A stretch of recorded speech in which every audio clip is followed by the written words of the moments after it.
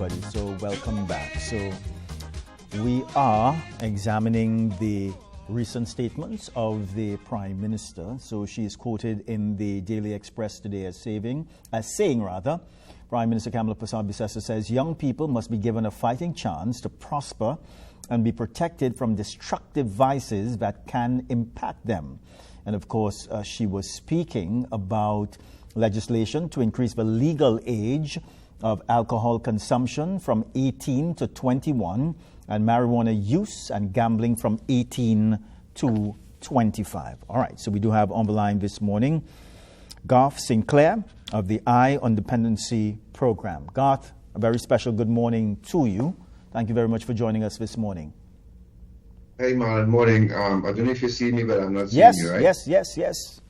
We are seeing you, and the world, they're seeing you also, you know, Garth. Thank you. Thank you again. Yeah, so Garth, let's get into this. Of course, the Prime Minister would have made this statement on Monday night, and up to this point, she has been applauded, even from bar owners, for this stance. How do you see it? I agree 100%, and I support that initiative as, according to the Prime Minister, you know, in addition to fueling crime, it's causing breakdown in relationships, domestic violence, child neglect, mental health issues. Prime Minister is correct, but we need to go a step further, and that will put everything in place and make it work together. But everybody must be on board. For instance, we don't have a culture of carding children here. The messages must be sent in a very vicious way. That I'll give you an example. Natasha and I, when we went to do some research on drug treatment courts, we went to eat. There's a sports bar next door, and there was a graduation happening in the area, and some children walked in, well-dressed suits and everything, and the bar owner, he was looking at the CCTV camera, so he came downstairs, and he said to everyone, "Okay, everybody, break them out. You know what to do." And one of the young girls said, "I'll be 18 next week." He said, "Well, come back next week."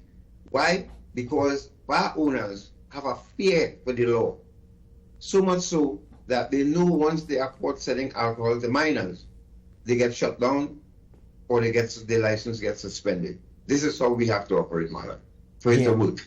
So there have to be stringent measures. Very stringent. No nonsense, zero tolerance to this. Especially now it's vacation time, so they're going to get wild. The club owners who only think about that dollar, when they see heads, they see money. They don't see young people coming in there to damage themselves. And remember now, we have party drugs in the mix. So the police now would have to get involved by having undercover police officers peruse these clubs, you know, and this will give everybody the opportunity now. You must walk with your ID card. So if you don't have an ID card, sorry, we can't let you in. It's as simple as that. But Garth, how do you, and I mentioned this morning, and how do you, because you would have made a suggestion a short while ago of stringent measures, and I want to add to that, because there has to be greater policing of this and greater enforcement, as you're suggesting.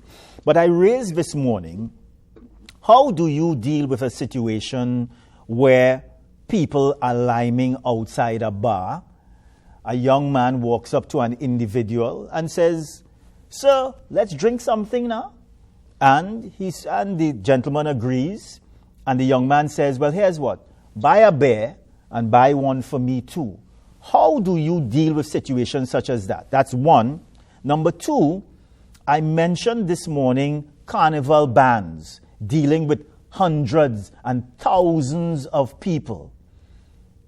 From my understanding, you don't have an age limit to be in that band.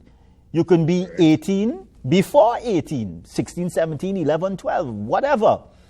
So how do you police and control the distribution and the consumption of alcohol in an environment such as that? So you're asking the bar people in the band now to do the policing too, I suspect. Yeah. Yes. Marlan, it will be difficult because remember we have irresponsible adults as well. Yes. So we they're having a good time, leave them alone. No, I remember in growing up, you go on a block, the adults ran you off the block because they look out for you. Yeah. But now we have responsible adults who are encouraging and condoning underage drinking, gambling, and the likes. So this has to be a national discussion and have everybody like the bar owners, the mass bands, they must be brought into the discussion and impress upon them. We have to prepare for our future.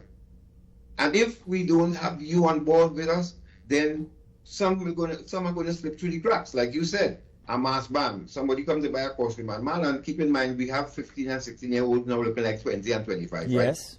Right? So how do you, again, it may be painstaking, it may be tiring, but it must be done, and we must now put into the hands of the adults, hey, you are the bastions here now of this thrust to help us save our young people. Same thing with gambling, because gambling, as we know, and crack cocaine addiction, they have the same responses and the same behavior. So how do we now, somebody, if you look at a lotto booth, most of the time the agents are inside, they don't know who's sticking that flip through the slot.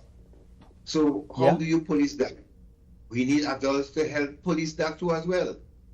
We have to bring back some form of responsibility in Trinidad and Tobago coming from the adults. So it may be painstaking, it may be difficult, it may hold up the line, but it is for a greater good, which is to save the brains and the future of our youngsters. But Garth, and I do agree with you, this sort of legislation, it has to be wide-ranging and must touch everyone. How that legislation, that suggested legislation that we're speaking about, it has to touch the parent and the grandfather who, and when I say grandfather, I remember my grandfather, because he would have introduced me to a little alcohol during the Christmas, on Christmas Day, right? Thankfully, I don't drink or smoke, right? So, but this morning I raised the issue of the black cake. What is going to happen to that? And that's a very simple, and some people may laugh about that. But how do you police that in the home? It may feel like we're trying to put the toothpaste back in the tube. It's because you're right. Remember, we got alcohol for the worms. Right. And and so because when you see, and the ironic thing is when we do vacation camps and we are invited to speak at camps, after we finish, I would say to the coordinator, we have to hold a camp for parents because for what these children telling me, yes, they getting the information here, but when they go home, they have access to alcohol and other drugs. So again, the Prime Minister and all involved must do a national, it must be a span over, let's say, 6 months to a year, where you continue to have the bombardment of, as we've been asking Angus Stewart to do, because we've reached out to them, and Marlan, as you know, we've been talking about this for at least a decade or more.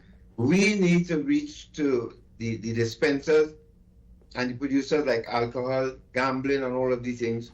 Don't just advertise your product, but get on board with NGOs who will help you explain to the public and parents alike the dangers of these products and getting involved in them, because once you walk through that door, you get that nice feeling, you get that first win, that's it. The door is open and the trap is set.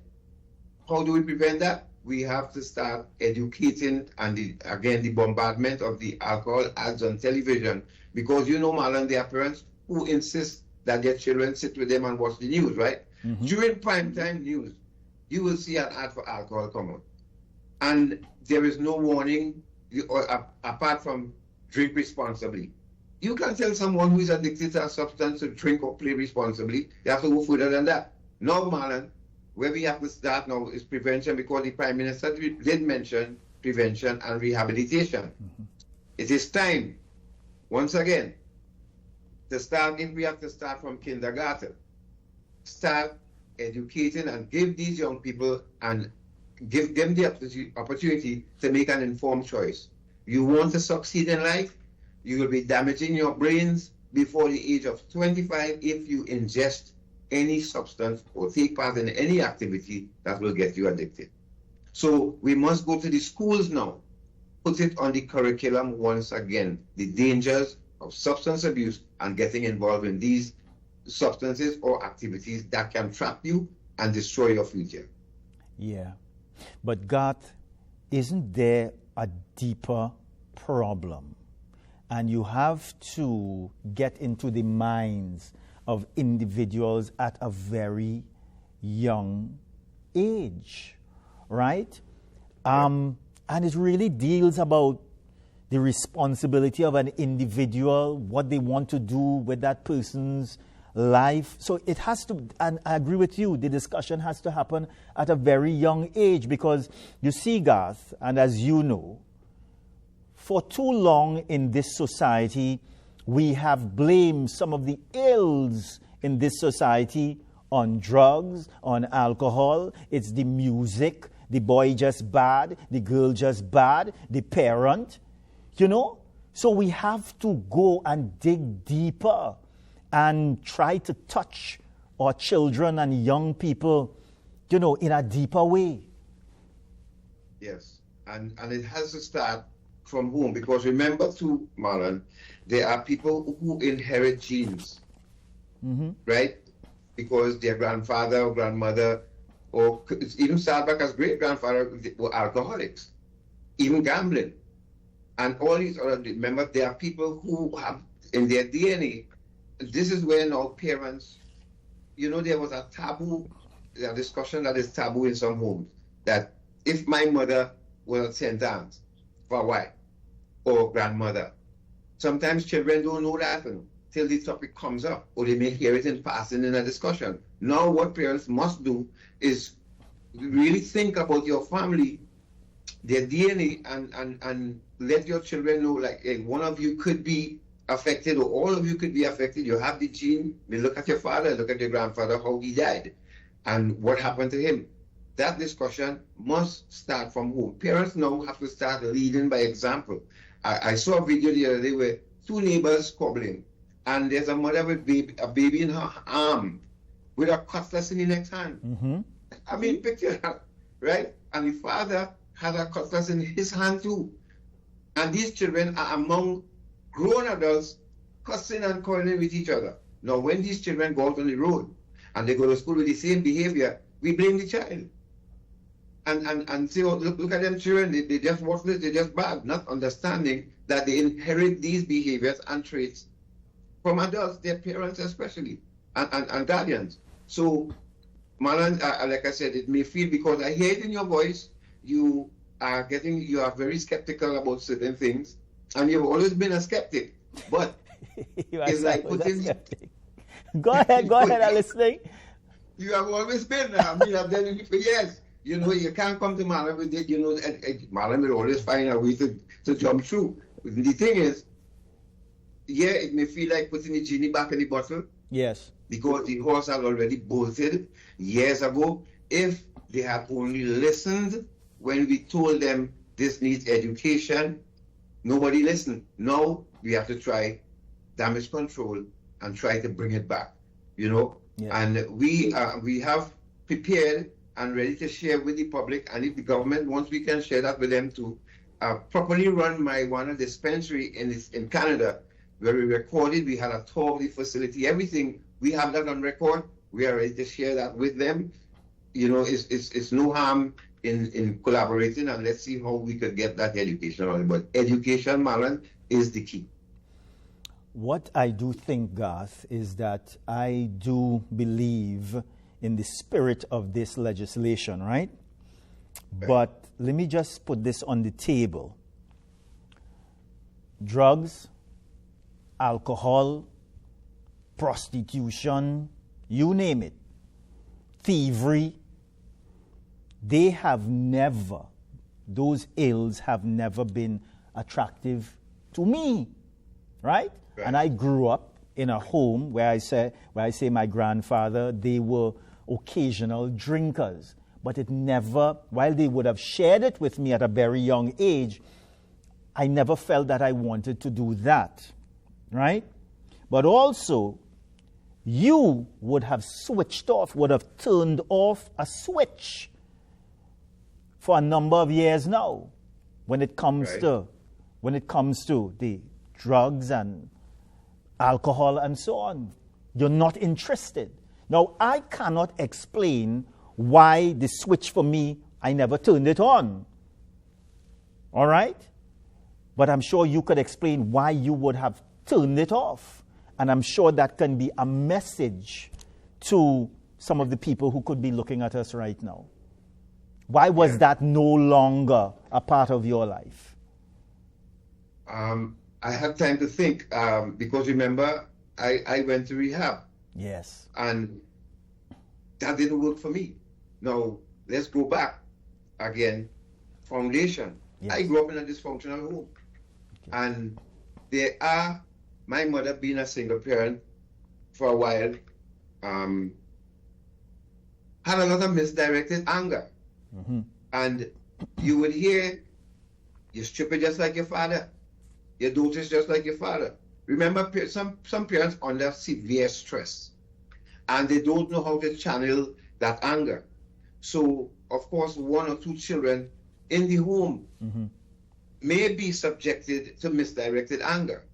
So a lot of them are leaving home with low self-esteem. There's no confidence in them to ward off peer pressure. Mm-hmm. And that is where it starts as well. Because when this senior soldier came to me and said, hey, try this now. It will keep you up in the night. What I didn't see an illegal drug. What I saw is a senior man paying attention to me. Yes. And I didn't want him to feel that I jumpy, and so I wanted to impress him by saying, yes, I will try it. And I walked straight in that trap. Now, it's not until I reached prison, when I was sentenced to a year in prison, and I jumped in that van with the handcuffs on, and they took me to Frederick Street, is then it all came to me. And I had enough time to think of what I've lost, the career that I threw away. Yes. And so I had time to think. And there and then I said, that's it, I'm done. Now, going to rehab helps, but coming out of rehab is where the challenge is. If you go back to the same friends and you continue the same lifestyle, eventually you'll relapse and go back into it. So the foundation is what is important. Yes. Of not telling your child you're stupid, you're doting just like your father because you're not seeing the father to bring money for you and you're angry with him. Mm-hmm. And low self-esteem is a big problem in Trinidad and Tobago here, starting with the parent and how they relate to children and curse them out and let them know they're dotish. So when they go to school or they meet a gang who tell them, oh, you real good boy, try this now. And they feel good about themselves because somebody telling them they're good and they feel in love. Yes. That's how some children end up joining gangs. Yeah, Garth, thank you very much for speaking with us this morning. We do appreciate your perspective. Of course, you can join Garth and Tasha on the Eye on Dependency program at 10 o'clock. Yeah, on Sunday morning. Marlan, don't forget, Marlan, before you go, you hear me? Yes, go ahead. Don't forget the steel bands too. Let's talk to the leaders of steel orchestras. Yes. And see how they get children to be disciplined for that time and keep them focused and carry them all the way to the savannah. There is some magic in that steel band industry that we miss it. Thank you very much, Garth. Bye for now. You're welcome. All right, everybody, we must go to a very short break. We're coming back.